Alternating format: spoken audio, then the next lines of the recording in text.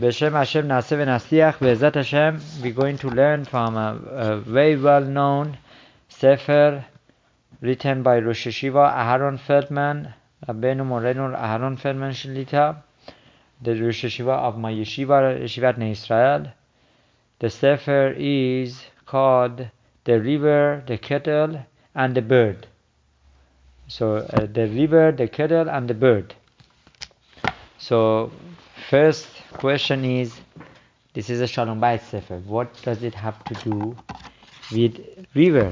What does it have to do with kettle or bird? What is this coming to teach us? Obviously, if there is such a name chosen by Rosh Yeshiva knows there is some knowledge behind it, and there are lessons to learn from it. So we're going to learn why this book is called The River, the Kettle, and the Bird, as this the first chapter on this sefer. So this name was chosen from the passage in Talmud, Gemara Bavli, that talks about a person who has a dream of a river, kettle, and bird. Right? Whoever has this dream, any of these, if he or she sees kettle or river or bird while dreaming, while in the dream, that's a good sign. That's a sign that there is going to be peace. So we have to understand what is the connection, what these three things have common with peace. Now, Rosh Yeshiva explains that these are the symbols of peace because they represent three possible levels of human peaceful relationships. These are three different levels of Shalom Bayit or peace. Right? How? Right? So he explains there is different levels of successful peace and harmony in one's marriage. And based on these three things, there is a level that is called river. The person has a peace, but this peace is compared to river. There is a higher level that is kettle. It's like the kettle. How? We're gonna see. And then the best is a bird. Now the lowest level is that there is absence of conflict, right? Or there is peace, but it's not all complete. This state exists when two people or groups of people maintain contact with each other to the extent that this serves each of their interests. They talk to each other, right? They have some sort of relationship, but it's a very formal one, or it's for certain interests that they have, right? Each member of this sort of peace remained a separate entity, right? And there are like different units. The symbol of this is compared to a river. Now why? Because a river is a vehicle of commerce between two cities, especially in the older days. Today also, right? You want to get things from China, right? Takes forever, but it comes through right? Oceans and not really rivers, but river is compared to an ocean. It's a type of a transportation. You use it to get whatever you need from point A to point B. Right? As such, this represents a state of communication that exists between the two parties, right? But only for the sake of that mutual benefit. In other words, as soon as the goal of the river or the ocean is over, there is no more relationship. When you get the shipment, right, received here, right, you might say thank you, you might not say thank you, but one is here. That's it. There is no more. You don't have to call the the company anymore. You don't need to talk to them. You already received that which you ordered, right? So there are certain marriage that unfortunately is like river, right? The husband needs certain interests, and the wife also has certain interests. As long as their interests are met, there is a relationship. When there is no more interest, lo aleinu, they become like two strangers, right? And unfortunately, we see a lot of that these days. A lot of that relationship that is called river. Right? That is the lowest level of peace. There is peace. There is peace. They get along. They don't have conflict. But at the same time, it's like two businessmen or like two roommates. Right? When they need to be together, they are together.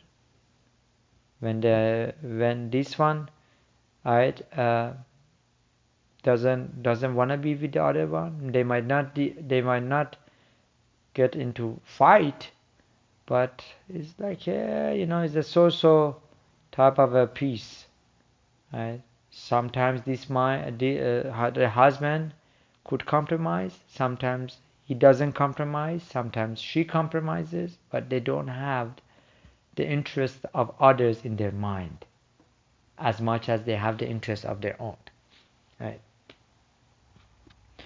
Now the second degree of peace exists when two people or group of people join together to reach a common goal, right? Which neither alone would be able to achieve.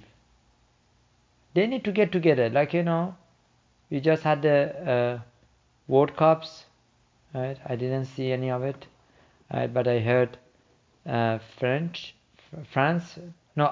won. Okay, right. So there must be teamwork, right? If one of the players, right, right, decides to go and kick the other one, because he just doesn't like him or cannot stand the other player from the other team, he might get the yellow card or he might get the red card and be out of the game. And he is going to compromise. He's going to, unfortunately, cause damage to that team. So the second level of peace, there is group work. They work together.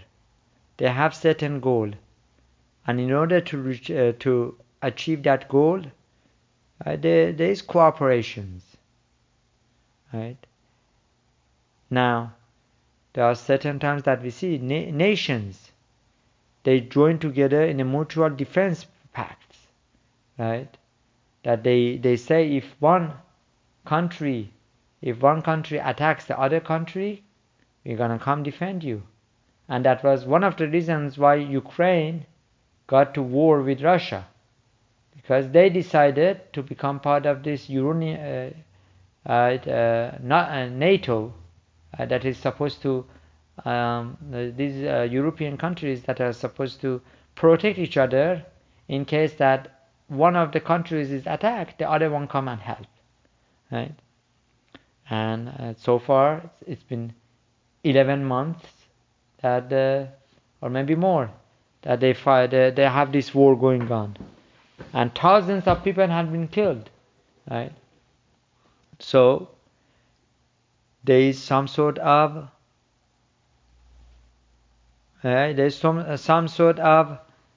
unity for the sake of the goal that they have. Now, this is not mere coexistence. In other words, again, there is interest. Because of the interest, they get together, right? This type of peace is symbolized by a kettle. Why kettle? A kettle is designed to prepare food by utilizing the combined talents of water and fire, right? Water and fire, they don't go together. they cannot have peace together. Right? Water, right, puts off the fire, or the fire causes the water to evaporate. They are enemies. They cannot get along. But when water is poured into kettle, and when the kettle is being used to heat up the water, then there is some sort of, cooperation. They get along. This one is not destroying the other one. They get to certain goal, achieving the boiled water. Right? So fire alone would burn it, and water alone would put it off. The kettle has the talent to retain the heat, right? To make this water to get to certain heat level, or the boiling level. So we see that the kettle is able to make possible a productive peace between fire and water. So too, some families are like that. The relationship, the second level is, they work together. There's cooperations. They achieve something together. But each one alone cannot do anything. Each one alone, right, is not productive to the other. Right? If there is no kettle between, right, this one could be a complete opposite of the other. Now the third and final level of peace is the peace of the bird. Right? A bird has two talents. A bird has two talents. What are the two talents? Number one is the ability to survive on earth. Right? And number two is the ability to fly in heavens. Right? These talents are not separate skills that exist side by side. Rather, they are details of single organism which operates in these two realms. In other words, these two talents are by this one bird. Bird can decide to use it, right, as a talent of flying, and flying from point A to B, or just jumping or walking in a way, right, on the ground. So the bird can walk on the earth, and when it decides, can fly away. The way it flies in the heavens is affected by the way it intended to walk on the earth. Right? Some places has to fly. Some places cannot fly. Right? So this comes to tell us that bird represents embodiment of a peace where two natures and two entities have merged into one unit, one being. The two parties of this sort of peace not only work together, but in doing so have merged into one unit. That's why our Chachamim teach us, Ish ve'ishto shechina v'nehem. If there is shalom between them, shechina between them. Which means, if husband and wife, they have peace and harmony, then Hashem's being, Hashem's shechina resides among them. Right? And if not, Ish ve'isha, if there is no Hashem, then instead of the name Ish, when the Hashem is not by Ish, Hashem represents Yud Ke Vav Ke. That's the letter of Yud in the Ish. That would be, if you take away Yud, would remain Esh, fire. Or by Isha, if you take away the letters of Hashem, Isha, again, ash, fire. So the best level of this is birth. In each of these three levels, we see that peace can exist in a marriage, but at different levels, right? It might not be internalized. The simple level of peace is of the river, as we explained. That they're prepared to fulfill certain duties, obligations, faithfully. But each one has separate or individual life. Now, the second level, as we explained, is the marriage, which they have set goals. Each partner would be unable to achieve separately. It has to be teamwork. If the kettle is not there, husband and wife cannot do anything. They have to be together. Right? Unlike the peace of the first level, this peace becomes internalized. So the second level, the kettle, there is some sort of internalized peace and harmony. Now, generally, the very nature of a married life leads to this type of peace, the second level. That's generally, these days, I think the second level is a big deal that you see second level by people. Unfortunately, these days, I see more of marriage that is compared to river. Less is kettle like before. Now, neither of couple can be both winner. They have to be together. That's the second level. Alright? It's compared to father and mother. Each one needs to create a functioning household. They cannot be alone. That's the second level. That's why we see in families that they don't have Shalom Bayit, that affects their children. Or if the father is not present at home, or mother is not present as much, and the love and affection and attention of either party is missing, the children would not receive the utmost blessing of having father and mother raising them. Now, there are always exceptions to the rules. Some people, we've seen that they did an even great job, right? Sometimes even better than those who had both loving father and mother. Exceptions. Now, however, the emotion which binds them is of the sort that we explained in the Mishnah, right? That love that is dependent upon a cause, this love that is talua bedavar is not the best love, right? A love that is because there is some reason that the love is there, that is not the highest level. The love has to be without any reason. I love you because I love you. She'einu talui bedavar is not dependent upon your behavior, is not dependent upon your look, is not dependent upon your money. Right? No, I love you because you're part of me. That's the third level.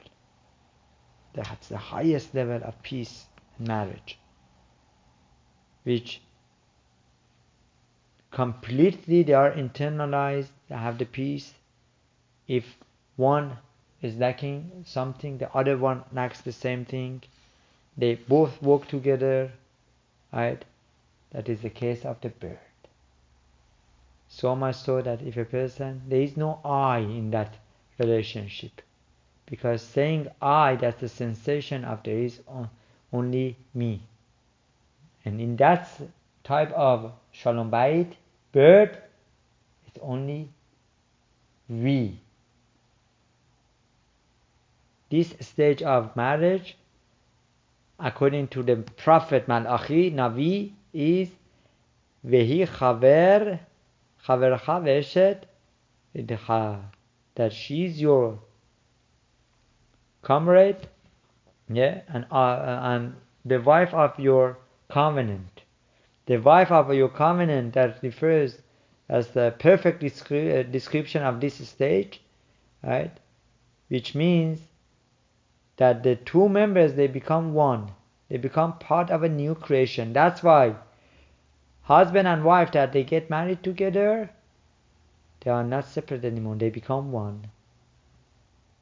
That's why Hashem gives them a new beginning, new start. It's like Yom HaKippurim. Yom HaChuppah is like Yom HaKippurim. So, how does one move towards the ultimate stage of marriage? The answer is that a person needs to have the goal of bird. Right? He needs to get a picture of a bird, right? Picture frame it, and put it in by his house, or remind himself, we need to be like a bird, one unit, together. We need to be bound together. We need to have the peace of bird. We need to work together successfully, and not just river and Kettle, the highest level. And they can live together, they can work together successfully if they learn how to get along with each other, which is a life process. Our sages teach us, whoever sees a river and a Kettle and a bird, his home will have achieved full and total marital success. These three levels. But each one alone is incomplete. Right? So, Be'ezrat Hashem, this concludes the first session of Shalom Bayit, right, from this wonderful sefer written by Rosh Yeshiva Aharon Feldman Shlita. It should live Ad Me'ah V'Yisrim, and Be'ezrat Hashem we continue this next time. Baruch Adonai Le'olam. Amen ve'amen.